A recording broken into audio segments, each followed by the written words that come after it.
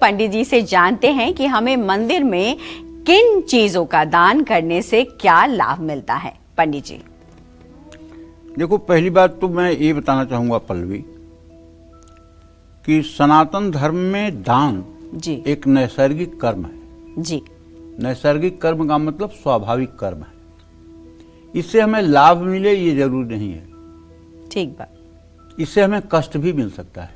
जी जैसे राजा हरिश्चंद्र ने अपना संपूर्ण राज्य दान दे दिया। जी राज्य दान देने के बाद विश्वामित्र ने कहा अभी दक्षिणा नहीं मिली, तो दक्षिणा देने के लिए पत्नी और बेटे को बेचा और खुद भी मरघट पर बिके।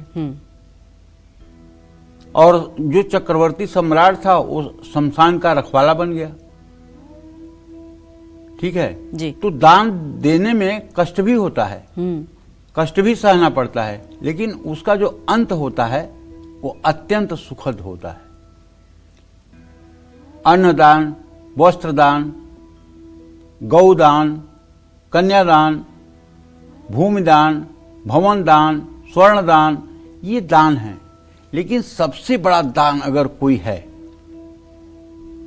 शास्त्र की दृष्टि की बात कर रहा हूं मैं, अपनी बात नहीं कह रहा हूं, सबसे बड़ा अगर कोई दान है तो वो है अभय दान। जी।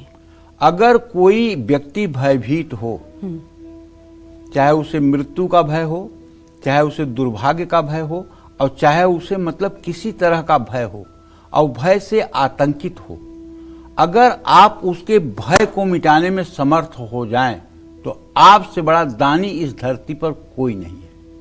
अभय दान से बढ़कर के कोई दान होता ही नहीं। बाकी जितने दान हैं सब नश्वर हैं, अभय दान नश्वर नहीं है, ये शाश्वत है। अभय दान की शास्त्रों में बड़ी महिमा गाई गई है। बाकी हम कलयुगी लोग हैं, भगवान को एक हाथ से कुछ देते हैं तो दूसरे हाथ से पाना चाहते हैं। अगर एक माला फूल चढ़ाएंगे तो कहेंगे कि मेरे बेटे का डिवीजन अच्छा आ जाए। अगर एक नारियल और बर्फी चढ़ा देंगे तो कहेंगे हे माँ मेरी बेटी की शादी जल्दी तय हो जाए। मतलब हम तो मतलब कि एक हाथ से देने लेने वाले लोग हैं, समझ रही हो ना? एक हाथ से देना, एक हाथ से लेना। कभी शायद ही कोई बिरला होगा जी जो मंदिर जाकर के भगवान को प्रणाम करके कहता होगा कि प्रभु आपकी छवि मेरे मन में बनी रहे, मुझे कुछ नहीं चाहिए, जो मेरे किस्मत में दुख सुख लिखा होगा मैं भोग लूंगा। ऐसा शायद ही कोई कहने वाला मिलेगा। ठीक है जी।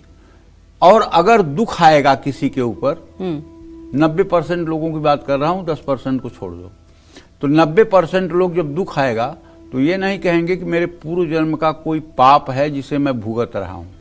लोग ये कहते हैं कि मुझे लगता है कि किसी ने मेरे ऊपर कुछ करवा दिया है किसी ने कुछ करवा दिया है जिसके कारण ये सब परेशानी हो रही है। अगर बीमारी है तो किसी ने कुछ करवा दिया है, बिटिया की शादी रुक गई है तो शादी बनवा दिया है, व्यवसाय नहीं चल रहा है तो किसी ने टोक लगा दी है। मतलब आरोप दूसरे के ऊपर। और जबकि हम एक उंगली दूसरे की तरफ दिखाते हैं तो 3 उंगलियां मुझे अपनी तरफ दिखाती हैं, तू अपने को देख। ये बड़ा पाप है, किसी के ऊपर इस तरह से शक करना, किसी के ऊपर इस तरह से शंका करना। एक तो आप भुगत रहे हो, दूसरा ये महापाप है। हाँ, ये सब चीजें होती होंगी, मैं एकदम से सिरे से नहीं इनकार करता हूं, लेकिन जिस तरह से इसका प्रचार है वो गलत है। तो कहने का मतलब यह है कि मंदिर में अन्न का दान करना सोने के दान के बराबर पुण्यकारी है। और एक बात बताऊं, सोने के बिना तो आप रह सकते हैं, लेकिन क्या अन्न के बिना जीवन की कल्पना संभव है? अन्नात् भवन्त पर्जन्यः पर्जन्यः अन्न संभवः। अन्न से ही तो सृष्टि की उत्पत्ति होती है। मंदिर के निर्माण या पुनर्निर्माण करने के लिए अगर आप मिट्टी का दान कर सकते हैं वो भी शुभ होता है। मंदिर में धन का दान देना भी लाभदायक होता है। मंदिर में विद्या का दान भी दिया जा सकता है। मंदिर में आप जरूरतमंद बच्चों को पढ़ाने का भी प्रबंध करा सकते हैं। मंदिर में देवी देवताओं की प्रतिमा के लिए कपड़े, गहने और अन्य पूजा सामग्री भी दान दी जा सकती है। मंदिर में किसी कार्य में हाथ बटाकर सेवा दान, श्रम दान करना बहुत पुण्यकारी होता है। देखिए, भगवान की पूजा 3 प्रकार से होती है, कायिक, वाचिक, मानसिक। कायिक क्या है? शरीर से, काया से साफ सफाई करना, मंदिर की व्यवस्था को ठीक करना, आगंतुकों के सुख सेवा के लिए कार्य करना, ये कायिक है। वाचिक क्या है? जैसे हनुमान चालीसा, दुर्गा सप्तशती, रुद्राष्टाध्यायी, इसका पाठ करना बोल बोल करके, ये वाचिक है। कायिक, वाचिक। और तीसरा क्या है? मानसिक। मानसिक का मतलब जहां भी आप हैं वहीं बैठ करके आप अपने भगवान के चिंतन में डूब जाएं और आप अपने भगवान के चिंतन में रहें और मानसिक रूप से उनकी पूजा करें, उन्हें धूप दीप नैवेद्य अर्पित करें, उनकी आरती करें मानसिक रूप से, मन से ही, और भगवान की छवि आपके मन में विराजमान हो, तो इसको कहते हैं मानसिक। और तीनों पूजाओं में उत्तरोत्तर एक दूसरे से बड़ी है। कायिक से बड़ी वाचिक फलदायी है, वाचिक से बड़ी मानसिक फलदायी है। तो मां दुर्गा के मंदिर में श्रृंगार सामग्री का दान करना चाहिए। मंदिर में अगर घंटा नहीं है तो पीतल का बड़ा घंटा लगवाना चाहिए। मंदिर में दीपक का दान करने से घर से कलेश से मुक्ति मिलती है। आरती दानी दान करने से घर के अंदर शुभ कार्य शुरू हो जाते हैं। अगर आपके घर में बहुत दिनों से विवाह शादी रुकी हुई है और विवाह शादी का योग नहीं बन रहा है, घर में नए शिशु नहीं पैदा हो रहे हैं, घर में खुशियां नहीं मन रही हैं, तो आप एक आरती दानी, जिसमें बहुत से दीप जलाने की व्यवस्था रहती है, पीतल की आरती दानी या कांसे की आरती दानी खरीद करके अगर किसी अच्छे प्राण प्रतिष्ठित मंदिर में ले जा करके और आप दान कर दें, आप विश्वास करिए उसका परिणाम आपको जरूर मिलेगा। शिव मंदिर में चांदी या तांबे के नाग का दान करना शुभ होता है, लेकिन जिन लोगों के कुंडली में सर्प सापा सुच्छ योग होता है, जिनकी कुंडली के 5वें भाव में राहु होता है और उसको मंगल देख रहा होता है, या मंगल का मेष वृश्चिक राशि होती है, या मंगल की उस पर दृष्टि पड़ती है, तो इसको बृहद पाराशर होरा शास्त्र में सर्प सापा सुच्छ योग के नाम से कहा है।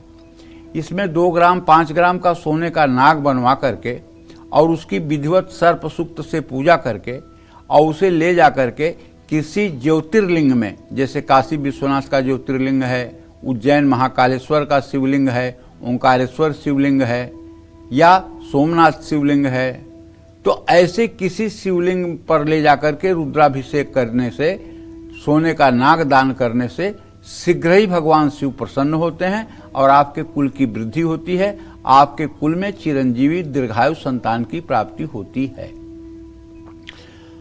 शिवालय में अगर आप भगवान शिव का दर्शन पूजन कर रहे हैं और सामर्थ्य हो तो एक शिवालय में आपको रुद्राक्ष की माला भी शिवलिंग पर अर्पित करना चाहिए। मंदिर में किसी देव प्रतिमा को भी आप स्थापित करा सकते हैं, लेकिन ध्यान रखना चाहिए कि देव प्रतिमा की स्थापना कराएं तो वहां ये निश्चित हो कि उस देव प्रतिमा की नित्य पूजा हो। ऐसा नहीं कि आपने कहीं बियाबान में देव प्रतिमा स्थापित कर दी और उसका पूजा पाठ नहीं, उसकी आरती नहीं, उसको भोग नहीं, उसको प्रसाद नहीं, तो फिर इसका दोष भी लगेगा। इसका दोष भी लगेगा, क्योंकि हाथी पालना आसान है, हाथी का चारा खिलाना कठिन है। आप देवी देवताओं की स्थापना आसान है, कर सकते हैं, लेकिन जिस भांति उनकी पूजा पाठ उपचार की विधा है हमारे शास्त्रों में, उसको न करने से दोष भी लगता है। जय मां विंध्यवासिनी।